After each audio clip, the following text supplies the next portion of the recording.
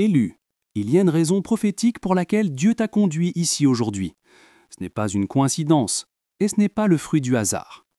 Le ciel a programmé cet instant précis parce que Dieu essaie de te joindre, et c'est la 3e fois. La première fois, il a parlé doucement, par la conviction, à travers ce malaise dans ton esprit, ce murmure que tu as balayé.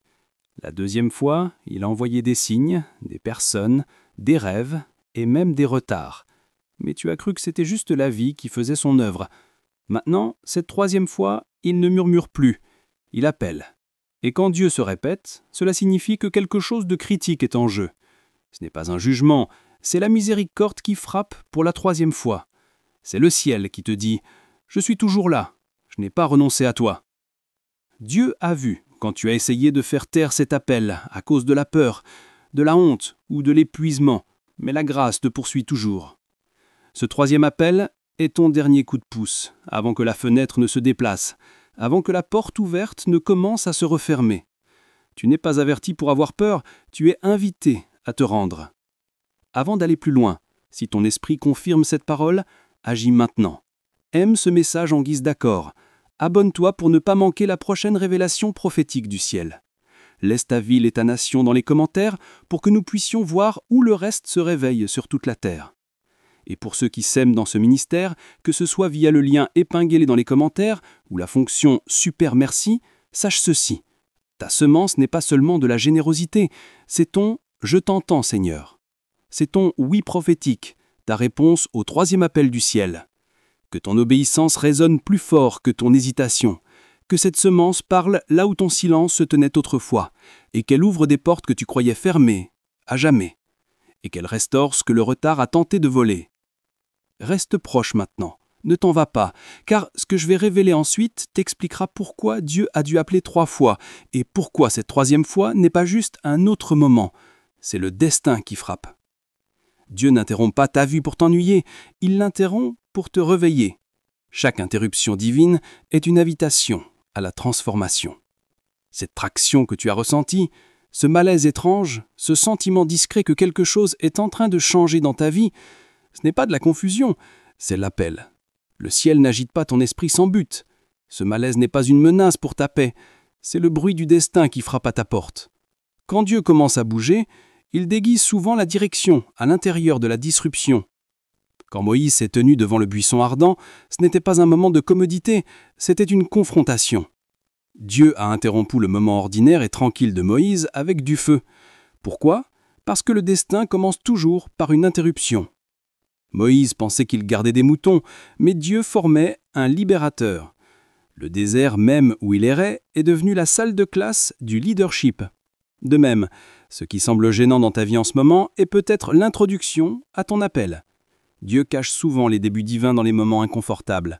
Élu, c'est peut-être ton moment du buisson ardent. Peut-être que tout ce qui semble s'effondrer est en fait en train de s'aligner.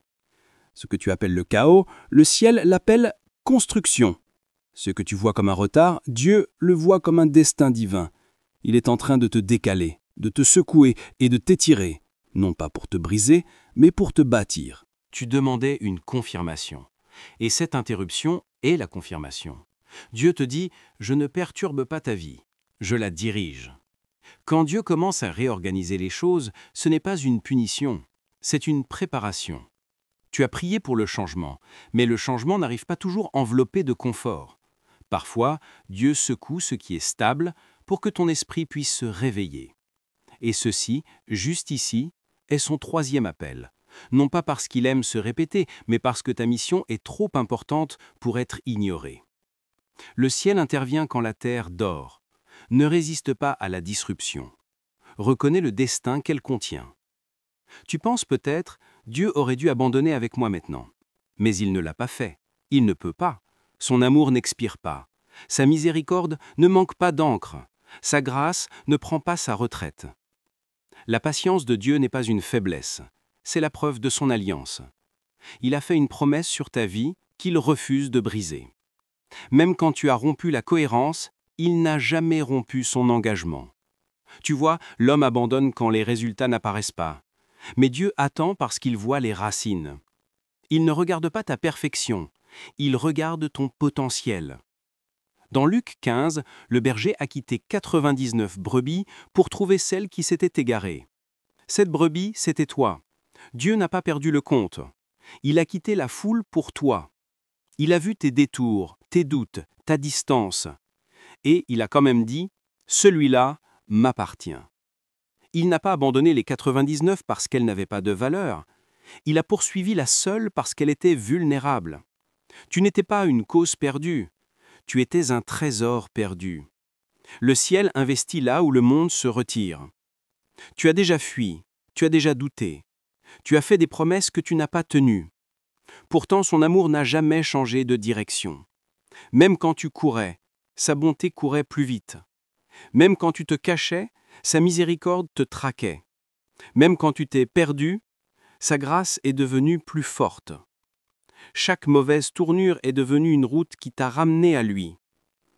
Et maintenant, pour la 3e fois, il te dit « Reviens avant que le bruit du monde n'endurcisse ton cœur ». Sa poursuite n'est pas une pression, c'est la preuve que tu comptes toujours. L'amour de Dieu ne te poursuit pas pour te condamner. Il te poursuit pour corriger ta direction. Il n'essaie pas de t'embarrasser, il essaie de t'embrasser. Sa poursuite est la miséricorde en mouvement. Le ciel ne renoncera pas parce que ta mission n'a pas été accomplie. La raison pour laquelle il continue d'appeler est parce que l'éternité a toujours besoin de ton obéissance. Tu n'es pas oublié. Tu es suivi par une persistance divine. Ton appel est trop critique pour que le ciel reste silencieux. Allons plus loin. Parfois, Dieu ne parle pas par des bénédictions. Il parle à travers les blessures. La douleur a un langage que la paix ne peut pas traduire. Quand tout allait bien, tu ne l'entendais pas. Quand le confort remplissait tes jours, la conviction te semblait lointaine. Alors il a permis que certaines portes se ferment, non pas pour te punir, mais pour te rapprocher. Parfois, le silence n'est pas l'absence de Dieu, c'est le volume de sa leçon monté d'une nouvelle manière. Les larmes qui te troublent aujourd'hui sont souvent les outils que Dieu utilise pour sculpter la compréhension de demain. Jonas n'a entendu Dieu clairement que lorsqu'il a été avalé par la baleine. Non pas parce que Dieu voulait le détruire, mais parce que l'isolement fait taire la distraction. Le ventre de la baleine n'était pas une tombe, c'était une salle de classe. Dieu n'en avait pas fini avec Jonas, il le développait. De la même manière, ce qui te semble être un enfermement dans ta vie en ce moment est peut-être l'endroit le plus sûr pour que ta clarté grandisse. Dieu te laissera s'asseoir dans le calme pour que tu arrêtes de courir et commences à écouter. Il n'abandonne pas ses enfants dans les tempêtes. Il les éduque. Peut-être est-ce pour cela que tu te sens déconnecté. Peut-être que cette solitude est divine. Peut-être que cette porte fermée est le son de Dieu qui dit « Ce n'est pas là que tu dois être ». Ce que tu appelles perte, le ciel appelle guidance. Ce que tu appelles délai, le ciel appelle direction. Dieu va parfois assécher ce qui est familier pour te pousser vers ce qui est fructueux. Tu as prié pour la clarté, et il a répondu par la fermeture. Tu as demandé la paix, et il a enlevé ce qui la perturbait. Chaque changement a un propos, même les plus douloureux. Romains 8, 28 dit « Toute chose concourt au bien de ceux qui aiment Dieu. » Même la douleur, même le retard, même le chagrin. Parfois, Dieu te laisse perdre ce que tu pensais nécessaire pour que tu puisses trouver ce qu'il t'a réellement envoyé. Élu, ta douleur n'est pas inutile, c'est une préparation. Ce qui t'a blessé n'était pas destiné à te détruire, c'était destiné à te développer. Dieu utilise les endroits brisés pour faire naître un but audacieux. Alors, au lieu de te plaindre de la douleur, commence à la reconnaître. Parce que la douleur est souvent le murmure du ciel qui dit « Je suis toujours avec toi ». C'est la 3e fois que Dieu essaie de te joindre. Cela signifie que la grâce a déjà frappé 2 fois. Cela signifie que le ciel a déjà attendu plus longtemps que tu ne le réalises. La patience de Dieu n'est pas la permission de retarder, c'est la miséricorde qui te donne une chance de plus. Chaque murmure, chaque signe, chaque agitation soudaine dans ton esprit a été la douce manière du ciel de dire « Je suis toujours là ». Quand tu retardes l'obéissance, ton cœur s'émousse. Tu arrêtes de ressentir ce qui t'a jadis convaincu. Ce qui te faisait pleurer autrefois ne touche pas à peine maintenant. C'est ainsi que la dérive spirituelle commence. Non pas par la rébellion, mais par une résistance graduelle. C'est pourquoi Dieu appelle encore, car il refuse de te laisser dériver trop loin. Sa persistance est la preuve de sa protection. De la même manière qu'il a poursuivi Jonas, il te poursuit. Quand Jonas a fui, Dieu a envoyé une tempête non pour le détruire, mais pour le rediriger. Quand il a été jeté à la mer, le poisson est devenu à la fois sa correction et sa couverture. La discipline de Dieu n'est pas un rejet, c'est la rédemption déguisée. Chaque vague qui a frappé Jonas était Dieu qui disait « Je n'en ai pas encore fini avec toi ». Et ce même amour est après toi en ce moment. De la même manière qu'il a appelé Samuel par son nom, jusqu'à ce que Samuel dise enfin « Parle Seigneur, car ton serviteur écoute », il appelle ton nom ce soir. Remarque que Dieu n'a pas cessé d'appeler après la première fois. Il a continué d'appeler jusqu'à ce que Samuel reconnaisse sa voix. Cela signifie que Dieu est plus engagé dans la communication que toi dans la compréhension. Même lorsque tu manques le coche, il le répète. Même lorsque tu l'ignores, il murmure à nouveau. Le fait que ce message t'ait trouvé est preuve que tu es toujours sur le radar du ciel. N'ignore pas celui-ci. Ne dis pas plus tard, parce que plus tard se transforme en perdu. Plus tard devient des couches de regret, des années de confusion et des saisons de retard. Chaque fois que tu reportes ton oui, tu reportes ta percée. Le timing de Dieu n'est pas le problème, ton hésitation l'est. L'opportunité que tu penses revenir pourrait ne pas attendre éternellement. Le ciel est prêt maintenant, et il demande « Es-tu prêt ?» Il ne demande pas perfection, il demande permission. Permission de te guider, de te guérir, de te restaurer et de te rappeler qui tu es vraiment. Ce n'est pas juste un autre avertissement, c'est une mission de sauvetage. Dieu ne crie pas pour t'effrayer, il murmure pour te sauver. Ouvre ton cœur pendant qu'il est encore tendre. Écoute pendant que la grâce appelle encore. Parce que lorsque le ciel répète un message, cela signifie que le destin est à la porte. Ce n'est pas un message de jugement, c'est un message de miséricorde. Le ciel ne répète pas ce qu'il intentionne de rejeter, il répète ce qu'il est déterminé à racheter. Dieu te dit « Tu m'as peut-être ignoré la première fois, tu t'es peut-être éloigné la deuxième, mais cette troisième fois, c'est pour ta rédemption. » La grâce ne renonce pas, elle donne à nouveau. La miséricorde ne bat pas en retraite, elle tend la main. C'est le dernier coup du ciel avant la percée. La voix de Dieu n'est pas là pour te faire honte, elle est là pour te ramener à la maison. Tu n'es pas allé trop loin, tu n'es pas trop en retard, tu n'es pas disqualifié. L'ennemi veut te faire croire que ce que tu as fait a fermé toutes les portes. Mais la vérité est que Dieu détient toujours la clé principale. Chaque échec a déjà été pris en compte dans son plan pour ton avenir. Il n'annule pas ton destin à cause de ton détour, il le recalcule. Le même Dieu qui a rencontré Jonas dans un poisson, Élie dans la dépression et Thomas dans le doute, te rencontre là où tu es, non pas pour te gronder, mais pour te sauver de rester bloqué. Tu n'es pas oublié, tu n'as pas fini. Le même Dieu qui a restauré Pierre après qu'il l'ait renié 3 fois est le même Dieu qui t'appelle en ce moment à ta 3e fois. L'échec de Pierre n'a pas surpris Dieu. Il a révélé où sa foi avait encore besoin de grandir. Et après son échec, Dieu ne l'a pas rétrogradé, il l'a promu. Le jour de la Pentecôte, Pierre est devenu la voix qui a mené des milliers de personnes au salut. C'est le pouvoir de la miséricorde. Elle transforme ton moment le plus bas en ton ministère le plus fort. Ton passé n'efface pas ton but, il le révèle. Tes erreurs n'annulent pas ton appel, elles t'y préparent. Chaque cicatrice sur ton âme est maintenant un témoignage que l'enfer n'a pas pu te garder lié. Tu n'es pas trop en désordre pour le maître. Il est spécialisé dans la reconstruction de ce que les autres ont rejeté.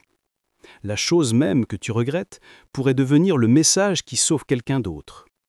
Dieu ne gaspille rien, surtout pas les personnes dans lesquelles il a investi. Si tu peux encore ressentir la conviction, cela signifie que le ciel a toujours ton dossier ouvert. Si tu peux encore entendre son murmure, cela signifie qu'il n'a pas fini d'écrire ton histoire. Élu, il y a de l'espoir, un espoir féroce, vivant, imparable. L'espoir qui respire là où la honte a essayé d'étouffer. L'espoir qui reconstruit ce que la peur a essayé de détruire. L'espoir qui te relève une fois de plus et dit « Ce n'est pas la fin, c'est la résurrection ». Parce que quand le ciel appelle pour la 3e fois, ce n'est pas de la répétition, c'est de la restauration. Ce n'est pas une coïncidence, ce n'est pas de la chance, c'est ton moment.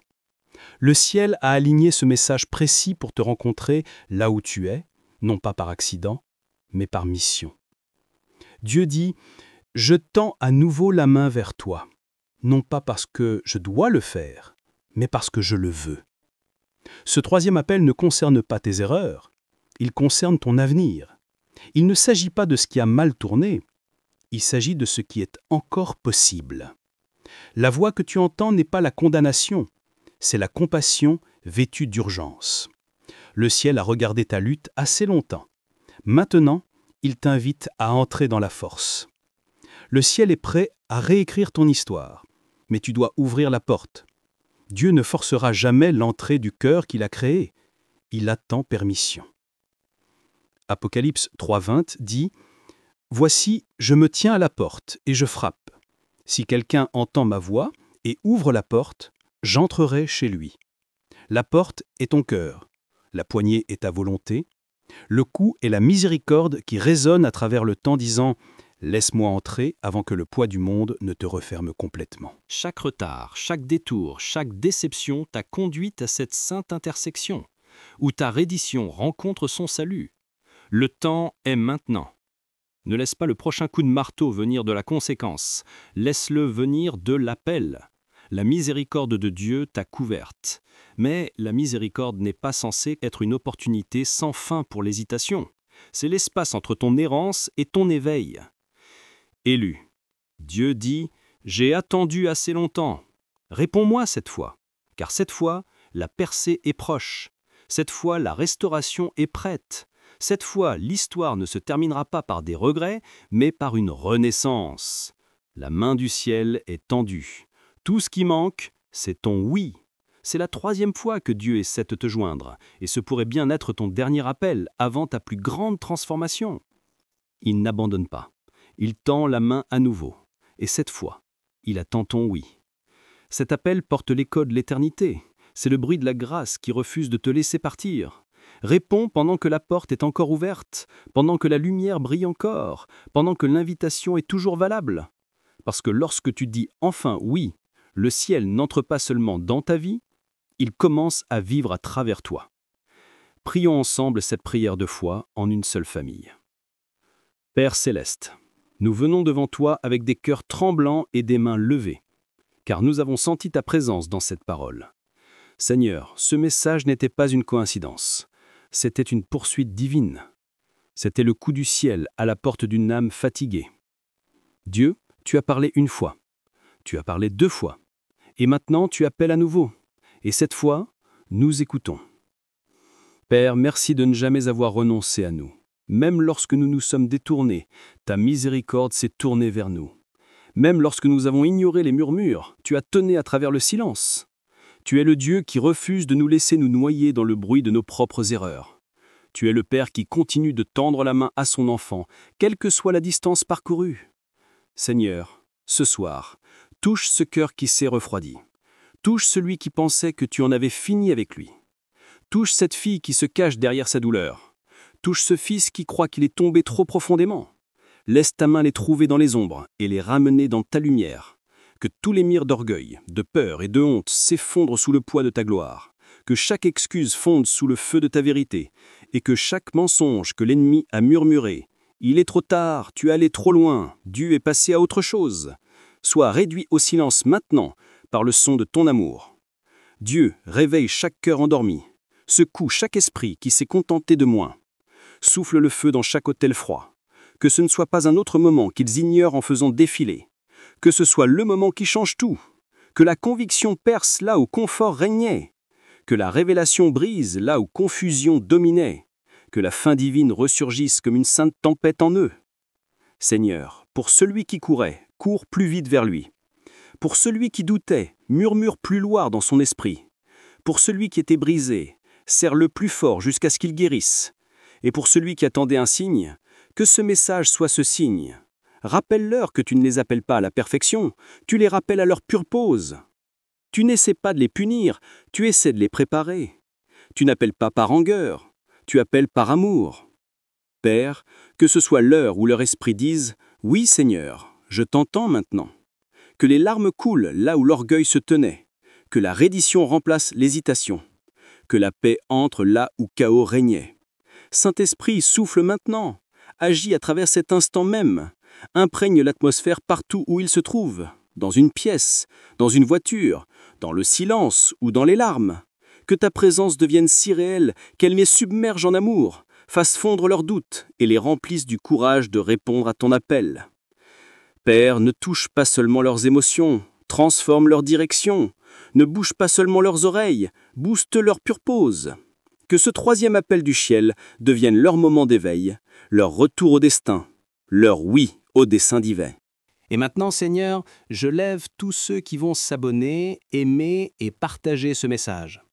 Que leur acte de foi résonne dans l'éternité. Bénis-les au-delà de toute mesure. Répands une faveur divine sur leur foyer, leurs esprits et leurs rêves. Que ce message qu'ils partagent porte ton feu dans des endroits qu'ils n'atteindront peut-être jamais, touchant des vies qu'ils ne rencontreront jamais. Transforme chaque partage en une semence de salut. Transforme chaque j'aime en une lumière dans l'obscurité de quelqu'un. Transforme chaque commentaire en un témoignage de ta grâce. Père, que cette parole voyage plus vite que le temps, plus profondément que la distance et plus loin que la peur. Utilise-la pour réveiller tes élus partout dans le monde. Que ceux qui pensaient que tu étais silencieux réalisent que tu appelais simplement plus fort. Seigneur, nous déclarons ce soir, plus de fuite, plus de retard, plus d'ignorance de ta voix. Nous te disons oui à nouveau. Nous disons oui à ton but. Nous disons oui à ta correction. Nous disons oui à ta volonté. Que ce soit le moment dont le ciel se souvient, le moment où ton enfant a finalement répondu lorsque tu as appelé pour la 3e fois. Scelle cette rencontre dans le feu, marque chaque auditeur de ta présence et que le son de cette prière résonne dans leur âme longtemps après que les mots aient pris fin. Dans le nom puissant, miséricordieux et incomparable de Jésus-Christ, Amen et Amen. Si ce message a touché ton cœur et que tu souhaites soutenir notre mission de diffusion de la parole de Dieu, il y a un lien épinglé dans les commentaires ci-dessous. Aucun don n'est trop petit. Ta générosité, même 1 centime, peut apporter de l'espoir et de la joie dans la vie de quelqu'un. Merci de t'associer à Dieu dans cette œuvre importante.